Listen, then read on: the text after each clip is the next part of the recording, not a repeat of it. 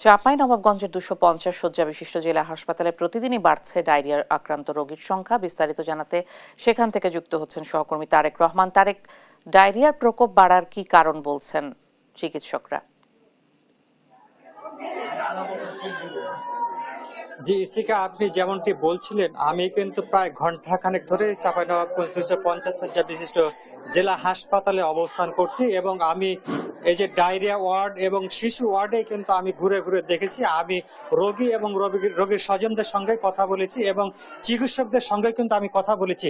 চিকিৎসকরা আমাদেরকে যে বিষয়টি জানিয়েছেন, শীত যেহেতু আসছে এবং মৌসুম চেঞ্জ হচ্ছে, আবহাওয়া চেঞ্জ হচ্ছে, এর জন্য মূলত হচ্ছে গিয়ে শিশু এবং বৃদ্ধরা বিভিন্ন রোগে আক্রান্ত হচ্ছে, বিশেষ করে শিশুরা নিউমোনিয়া এবং ডায়রিয়ায় আক্রান্ত হচ্ছে।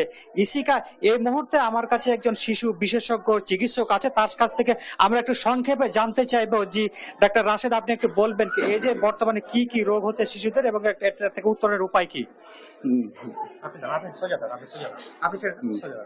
বর্তমানে হচ্ছিল যে শীতজনিত কারণে বাচ্চারা বেশি নিউমোনিয়া এবং ডায়রিয়া নিয়ে ভর্তি হচ্ছে।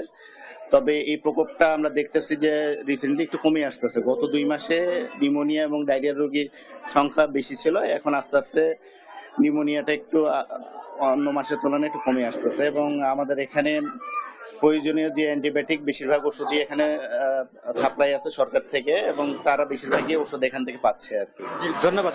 জি ইসিকা, আপনি শুনছিলেন এই চাঁপাইনবাবগঞ্জ 250 শয্যা হাসপাতালে কিন্তু রোগ মেডিসিনের কোনো সংকট নাই এবং ডাক্তাররা যথেষ্ট পরিমাণ চিকিৎসা দিচ্ছেন বলে আমরাকে চিকিৎসক জানিয়েছেন। জি ইসিকা, এই ছিল আমার কাছে চাঁপাইনবাবগঞ্জের শিশু ওয়ার্ড থেকে সর্বশেষ পরিস্থিতি। তারেক, অনেক ধন্যবাদ আপনাকে। চাঁপাইনবাবগঞ্জ থেকে ডায়রিয়ার প্রকোপ নিয়ে বিস্তারিত জানছিলাম সহকর্মীর কাছে।